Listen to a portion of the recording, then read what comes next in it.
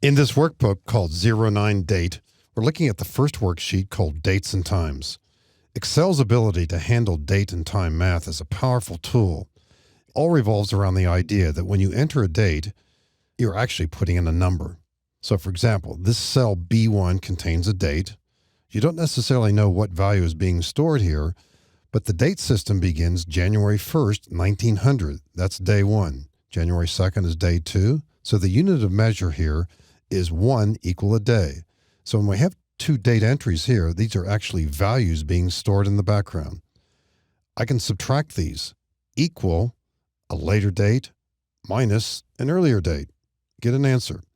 If I reverse the formula, I'd get a minus 70, but that's a 70-day difference. Now, occasionally when you get data from other sources, you might get data in a certain column and might have a date heading, but sometimes these have been converted into numbers along the way. Now we can simulate what that looks like by going on the Home tab into the number formats that we have here. Click the drop arrow and choose General. Those are the actual values behind the scenes. So date in the current time frame are around 42,000, thereabouts. Those are the numbers actually being used. Rarely do you ever want to see these. Usually it's the reverse. When you do see them, convert them into times. Sometimes it's not always clear what they are, but in this case, choose short date for the most common display. Now, when you're typing date entries, you can use slash or dash. And if you're putting date entries in a column, make the column wider. Now, I haven't done that in column D, and I'll explain why you might want to make them wider. First of all, I'll put in some dates here and point out a couple things. If you're putting in dates in the first decade of this century, you don't type 03 for March. I mean, you can, but you don't need to. And you don't type 04 if it's the fourth day of the March. But a lot of people continue to type 08 if it's 2008. Just put an 8. That's good enough. Return, you got an entry there. Notice how these are right aligned because these are values. Now, I'm going to type another date here and press return, and another one, and another one. Now, those of you out there with sharp eyes know something's going on here. Had the column been wider, we all would have recognized something immediately. That's not a date. There is no November 31st. Anytime you type a date entry, in other words, anytime Excel sees an entry with a slash or a dash in it, it evaluates it as if it could be a date.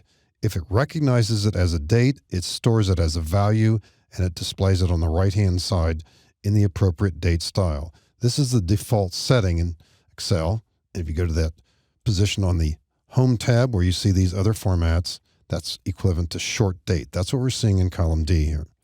Now, there was no February 29th of 2015. There was one in 2008. As I type this, I type 2/29/8. When I type this entry, I type 2/29/2015. You could say I was trying to fool Excel by typing in a 4-digit year, but Excel, in effect, is saying that is not a date.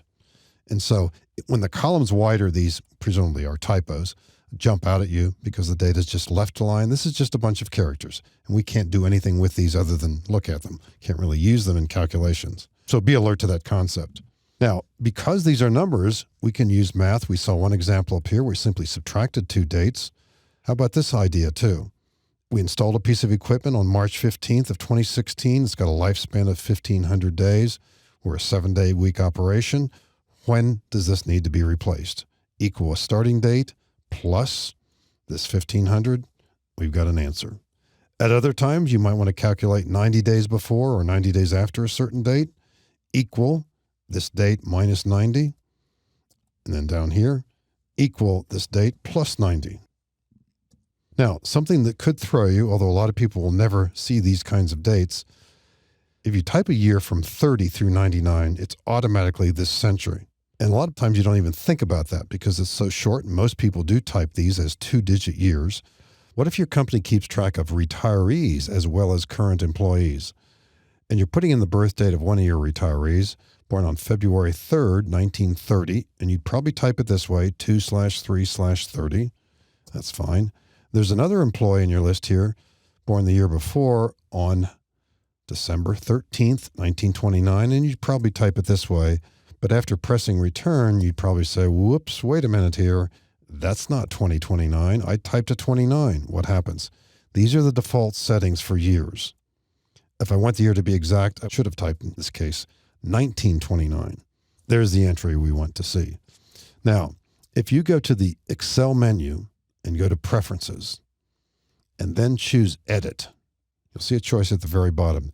Interpret as 21st century for 2-digit years before 30. See that? Now, Excel might change this. In other words, Microsoft might change this in a few years to move this breakpoint.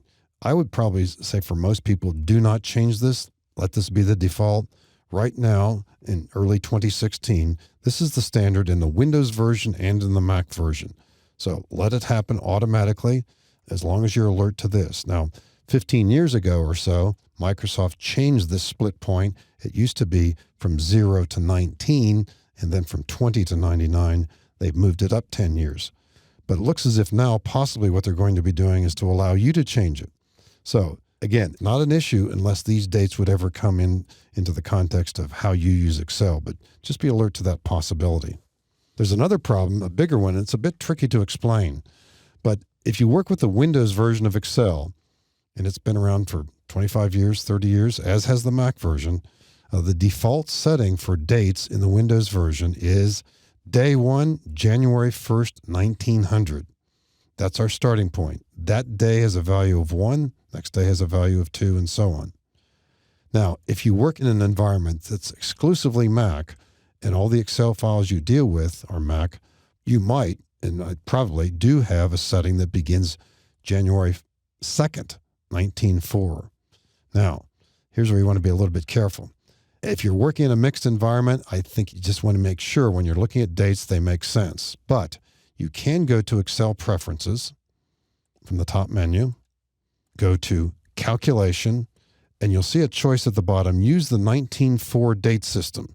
And as you slide over this, you see what it says here, changes the starting date from which Excel calculates all dates.